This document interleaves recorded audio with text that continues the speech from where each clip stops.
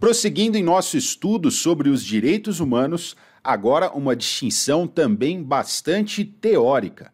Qual é a diferença entre direitos humanos e direitos do homem? É claro, pessoal, que aqui a interpretação gramatical não te ajuda em absolutamente nada.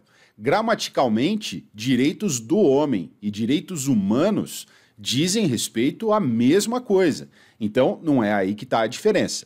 Direitos humanos, como nós vimos, são aqueles direitos que se encontram reconhecidos aos seres humanos, e aqui é que está o ponto de distinção, e que já se encontram positivados em âmbito internacional. Ou seja, os direitos humanos, quando confrontados com os direitos do homem, são aqueles que já se encontram positivados em âmbito internacional. Os direitos do homem, por sua vez, são aqueles que não se encontram ainda positivados, tá? Mas, embora essa seja uma forma de introduzir você no assunto, a explicação é um pouquinho mais profunda. E aqui a gente já faz um certo paralelo, a gente já flerta com o assunto que é o fundamento dos direitos humanos. Quando eu pergunto para você qual é o fundamento dos direitos humanos, eu estou perguntando para você, na verdade, e eu prometo que tudo já vai fazer sentido, tá? Acompanhe o raciocínio aqui comigo. Eu estou perguntando para você, na verdade, qual é o fundamento dos direitos humanos? Eu estou te perguntando da onde é que você tirou essa ideia de que você tem direitos humanos. Atualmente, pessoal, a gente tem diversos fundamentos dos direitos humanos, todos eles consistentes em normas jurídicas formais. Então, se alguém me perguntar, Felipe, da onde você tirou que você tem o direito à vida? Eu vou citar a Constituição Federal, eu vou citar o Pacto Internacional de Direitos Civis e Políticos, eu vou citar a Declaração Universal dos Direitos Humanos, eu vou citar a Convenção Americana sobre Direitos Humanos. Dependendo do assunto, você está falando do direito à vida em relação a uma abordagem policial, eu vou citar diplomas internacionais que regulamentam a atividade policial. Então, eu tenho, hoje em dia, no nosso atual estágio de desenvolvimento dos direitos humanos, para mim é muito fácil responder da onde é que eu tirei essa ideia de que eu tenho direitos humanos. É muito fácil responder qual é o fundamento dos direitos humanos. Mas imagina só, lá atrás, quando as monarquias absolutistas ainda vigoravam na Europa, em que você tinha um rei que era considerado um escolhido de Deus para ocupar aquela posição, um rei que era todo poderoso, e você vira para esse cara, para esse rei, sem haver nenhum desses tratados que eu mencionei, sem haver Pacto Internacional de Direitos Civis e Políticos, que são o PIDCP, o PIDESC, a Convenção Americana sobre Direitos Humanos, eles são da década de 1960 para frente. Ou seja, lá em 1700 e alguma coisa, como é que você ia virar para o rei e você ia falar para ele, olha, eu tenho direitos, tá bom? Então você não pode me matar. Eu tenho direitos, tá? Então nada de me jogar no calabouço e me esquecer lá. Como é que você ia fazer isso? Você tinha que ter um fundamento, que não a norma escrita. E o fundamento era o chamado, o palavrão, justnaturalismo. Jus de direito, naturalismo, se refere a natural. Então, justnaturalismo, também chamado de direito natural. Esse pensamento, o pensamento justnaturalista, sustenta que os indivíduos têm direitos que são anteriores e superiores ao Estado e ao direito estatal. São direitos que são, repito, anteriores e superiores ao direito estatal. Nessa época aí, 1700 e bolinha, durante essa época surgiu o chamado pensamento iluminista. E se você lembrar do que você estudou lá na escola a respeito do Jean-Jacques Rousseau, por exemplo, você vai lembrar que esse cara, ele coloca um início para o Estado. Ele discorda dessa ideia de que o Estado sempre existiu, de que o Estado sempre esteve aqui, etc. Não, ele fala, olha, em determinado momento, nossos ancestrais lá atrás, eles se juntaram e celebraram um contrato social falando, olha, vamos criar um negócio bem bacana que chama Estado, porque esse Estado ele vai cuidar da gente, ele vai ser mais poderoso que a gente individualmente, mas ele vai cuidar da gente, vai zelar pelo nosso bem-estar, então vale a pena, vamos criar? Beleza. Então, de acordo com esse pensamento justnaturalista, o Estado tem um momento em que ele se iniciou. E antes mesmo do início do Estado, os seres humanos já tinham direitos que são, portanto, anteriores e superiores ao Estado e ao direito estatal. Por isso, esses direitos, eles nem sequer precisam estar positivados para que precisem ser observados. Tá? Então, essa ideia de direitos do homem é uma ideia de cunho justnaturalista, tá? Não é um relaxo, simplesmente. Então direitos humanos é o que alguém já foi lá e escreveu em algum tratado. Eu vou chamar de direitos do homem aqueles que ninguém escreveu, tá? E, poxa, fica um negócio muito jogado. Ninguém escreveu porque eles têm inspiração justnaturalista, tá bom? Isso é importante, o justnaturalismo, cá entre nós, ele está bem superado, tá? Mas ainda assim, de vez em quando, sustenta-se aí o justnaturalismo para poder atribuir fundamento a novos direitos. Então, se surge, por exemplo, um novo direito aí, relacionado, por exemplo, a inovações tecnológicas. Alguém inventou a máquina de teletransporte. E aí a gente vai ter que criar um direito falando, olha, você não pode se teletransportar para dentro da minha casa, sei lá. Um direito que não está escrito, porque é uma inovação tecnológica.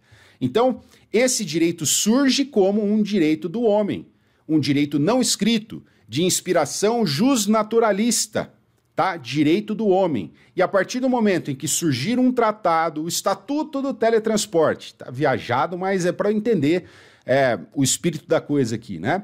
Então, a partir do momento em que esse direito for positivado, ele passar a ser escrito em algum lugar, em algum diploma internacional, ele deixa de ser chamado de direitos, deixa de estar incluído, né, entre os direitos do homem, passa a estar incluído entre os direitos humanos, tá bom? Então, basicamente, eu quero que você entenda toda essa teoria por trás e que você entenda, então, a partir disso, que direitos humanos são aqueles que se encontram positivados, direitos do homem são aqueles de inspiração justnaturalista e que não se encontram positivados. Mas, mesmo assim, em razão desse fundamento naturalista, eles devem ser observados, tá? Então, trouxe aí no material para vocês direitos humanos e direitos do homem.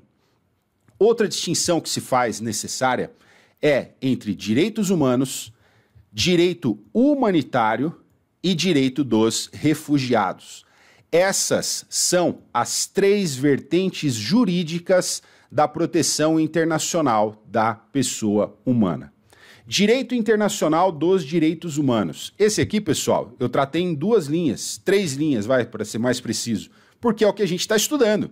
Então, o direito internacional dos direitos humanos é o clínico geral. Ele se destina, ele se dedica à proteção da dignidade humana em seus mais variados aspectos, por meio da previsão de direitos no âmbito internacional. Trata-se justamente do nosso objeto de estudo nesse curso, tá? Então, direitos humanos é o que a gente está estudando, é a nossa matéria e é o clínico geral. Se os direitos humanos são o clínico geral, o direito humanitário e o direito dos refugiados, eles vão ser especialistas em alguma coisa. O direito internacional humanitário teve origem no século XIX e tem por finalidade, tem por especialidade, portanto, a proteção de seres humanos, civis e militares, envolvidos direta ou indiretamente em conflitos armados. Conflitos armados. Então, o direito humanitário protege pessoas que estejam especificamente envolvidas em uma situação de conflitos armados. Podem ser guerras externas, podem ser conflitos armados internacionais, mas também conflitos internos. Por exemplo, uma guerra civil, por exemplo, atentados terroristas que aconteçam no âmbito de um determinado estado. Tá? Então, o direito humanitário ele protege pessoas regulamentando a guerra, proibindo abusos, proibindo crueldades, proibindo práticas desnecessárias, mesmo em um contexto de conflito armado. Não é porque você está em guerra que você pode tudo, tá bom? E os principais documentos internacionais do direito humanitário, e aqui é só interessante que você saiba, é só interessante que você conheça, que você já tenha ouvido falar desses documentos internacionais, porque eles são totalmente relacionados ao direito humanitário. Então, se você se deparar com alguma dessas terminologias aqui que a gente vai ver agora, você tem que lembrar que elas estão relacionadas ao direito humanitário. Então, a primeira delas e a principal delas são as Convenções de Genebra e seus protocolos adicionais. As chamadas Convenções de Genebra, lá de 1949, ficou horrível esse círculo, 1949, esse também ficou, mas vai ficar assim, tá? São ao todo 4 convenções internacionais e que prevêem normas para a proteção de vítimas de conflitos armados. Dentre essas vítimas, feridos, doentes, náufragos, prisioneiros de guerra, militares que não mais participam do combate, população civil e etc. Já os protocolos adicionais a essas convenções de Genebra são de 1977, em 77 teve 2 protocolos adicionais, em 2005 teve mais um, eles intensificam essa proteção. Por exemplo, reforçando a proibição de ataques a civis e também reforçando a proibição de ataques a equipes médicas, tá? Então, Convenções de Genebra e seus protocolos adicionais são documentos internacionais bem característicos do direito humanitário. Também o chamado direito de Haia compõe-se basicamente das Convenções de Haia, firmadas em 1899 e revistas em 1907, coisa bem antiga. Estabelece limites quanto aos meios que podem ser utilizados para a produção de danos ao inimigo em um conflito armado. Dessas convenções consta, por exemplo, a proibição da utilização de armas químicas e biológicas, necessidade de distinção entre alvos civis e militares, com a proteção de hospitais, escolas, igrejas e locais de culto de maneira geral, tá? Direito de Haia. O direito de Nova York é uma denominação que abrange normas originadas no âmbito da ONU, cuja sede fica lá em Nova York, tá? Então, o direito de Nova York tem relação com a ONU e essas normas têm por finalidade a proteção de seres humanos envolvidos em conflitos armados, destacando-se, por exemplo, a proibição do uso de certos tipos de armas. Beleza? Então, regulamentando-se a guerra, restringindo-se os meios que podem ser utilizados para causar dano ao inimigo, eu acabo protegendo o ser humano envolvido nessa situação de conflito armado. Tá bom? Dentre os principais organismos internacionais do direito humanitário, nós temos o Movimento Internacional da Cruz Vermelha e do Crescente Vermelho. Por que Cruz Vermelha e Crescente Vermelho? Quando eu falo em Cruz Vermelha, lógico que já surge na sua cabeça a ideia de uma cruz vermelha. Pessoal, eu tô com um probleminha técnico aqui no meu computador, por isso que eu não tô usando a caneta, tô usando o mouse. E aí tá ficando essa coisa maravilhosa aí, o círculo tudo torto, a cruz desse jeito aí, tá? E agora Deus me ajude que eu vou desenhar o crescente vermelho. A cruz vermelha, pessoal, ela, para os países islâmicos, remete ao cristianismo. Então, eles rejeitaram a cruz vermelha como símbolo dessa organização internacional, desse organismo internacional que tem por finalidade prestar atendimento de saúde a pessoas que estejam envolvidas em conflitos armados. Então, para os países islâmicos, o que a gente conhece como cruz vermelha é o crescente vermelho, ou seja, uma luazinha crescente mesmo. Ficou horrível isso aqui, tá? Mas é uma luazinha crescente ali, tá? Que é a mesma coisa da Cruz Vermelha, é a mesma organização, mas nos países islâmicos, ao invés de utilizar um símbolo de cruz, eu utilizo um símbolo de uma lua crescente, tá? Também é um organismo do direito internacional humanitário, não só, né, também dos direitos humanos, do direito internacional dos direitos humanos, mas também do direito humanitário, o Tribunal Penal Internacional. Lá no Tribunal Penal Internacional, e a gente vai estudar ele em detalhes, vocês vão ver que um dos crimes que são ali tipificados são os crimes de guerra. E ali são proibidas diversas formas de se guerrear, a utilização de diversas espécies de armas, tá? Então, é também uma forma de esse órgão, o Tribunal Penal Internacional, e também o Estatuto de Roma, que é o que prevê o Tribunal Penal Internacional, também tem relação, portanto, com o direito humanitário. O direito dos refugiados, então nós vimos direito internacional dos direitos humanos, que é a nossa matéria, a gente passou ali rapidamente pelo direito humanitário, para você saber o que é, e para você saber diferenciar dos direitos humanos, e agora nós vamos falar a respeito do direito dos refugiados, também brevemente, só para você saber do que se trata. O direito dos refugiados, como o próprio nome indica, tem por finalidade a proteção de quem seja obrigado a deixar o seu país de origem em razão do temor de perseguição por motivos de raça, religião, nacionalidade, grupo social ou opiniões políticas. Originalmente, quando o Instituto do Refúgio foi criado, quando surgiu esse conceito de refugiado, as perseguições, as motivações para perseguições que justificavam que alguém fosse considerado refugiado eram só essas aí, tá? Taxativamente previstas. Mas, atualmente, esses motivos são muito maiores, tá? E a própria normativa internacional a respeito do tema admite esses outros motivos todos. Então, hoje em dia, você pode ser refugiado, não só por motivo de perseguição racial, religiosa, mas também em razão de conflitos armados, você é obrigado a deixar o seu país de origem, em razão de terrorismo, em razão de pobreza extrema, em razão de desastres naturais. Olha só que interessante esse conceito de refugiados ambientais. O meio ambiente foi degradado de tal forma lá na área, na região, no país de origem dessa pessoa, que ela foi obrigada a sair de lá. Ela foi obrigada a se refugiar em outro lugar, tá bom?